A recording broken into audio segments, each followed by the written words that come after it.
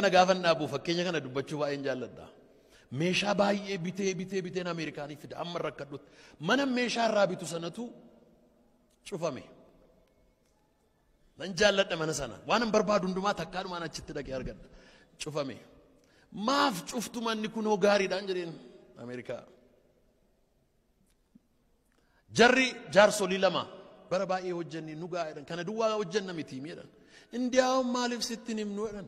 Nuun real estateis baay'ee qabna Ameerikaa keessaadhan.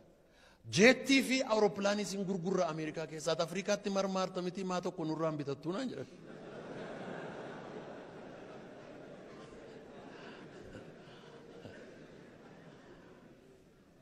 Abbaan akkatti buleessatu beekaa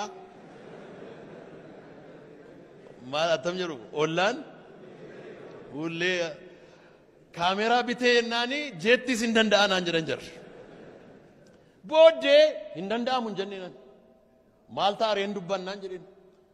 Hoo kanaan nu bilbilii yookiin gaafa sanbadduraa konsaltantii xiyyaara sati standardiitti barbaaddu nama si wajjiniin haasa'u siif kenninaa jedhan. Baay'ee gaarii. Nan galee haadha manaa kootis hin himne nan irraanfadhe maaliif an seriously hin fudhanne. Saturday sa'aatii beellamaatti bilbilee konsaltantiin. Hello, abaluun jedhama. Wat xiyyaara konsaltantii xiyyaaraati waa'ee bittaaf gurgurtaa dubbanna jedheeni. Kanaaf immoo kan na dhibu maayikiroofoon isaa oon godheen haasofsiisa. Haati manaan hin maraatte moo hinaan jette.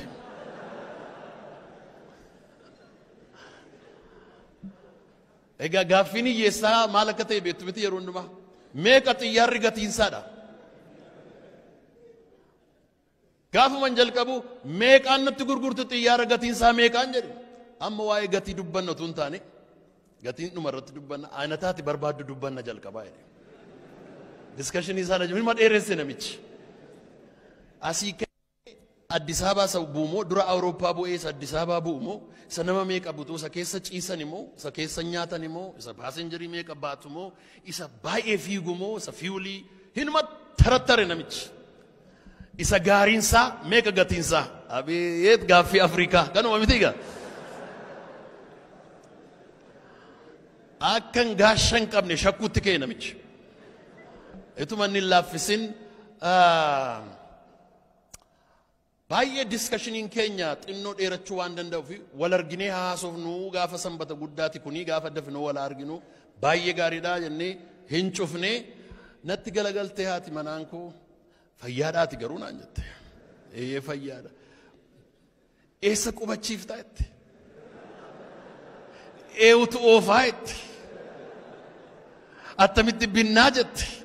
Argitanii kaleessa waa'ee awurooppilaanii iyyuu hin haasofne har'a xinnoo fooyyofneerra waa'ee eessa qubachiisna haasa'utti kaaneerra jechuudha.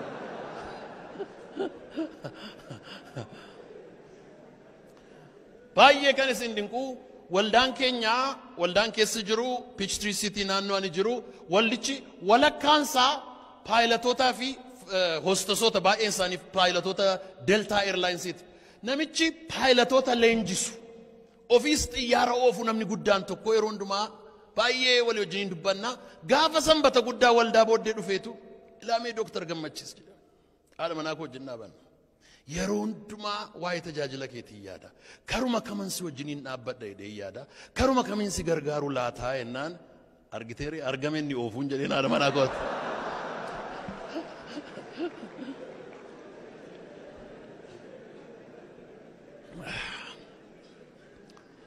Isa hafe gaafa manni dhufu walii wajjin dubbanna gaafa sana ammas geenyeerra. Inni oofu argameera, inni gurguramu argameera, inni hundumtuu argameera isa taanu bar tokko dubbanna.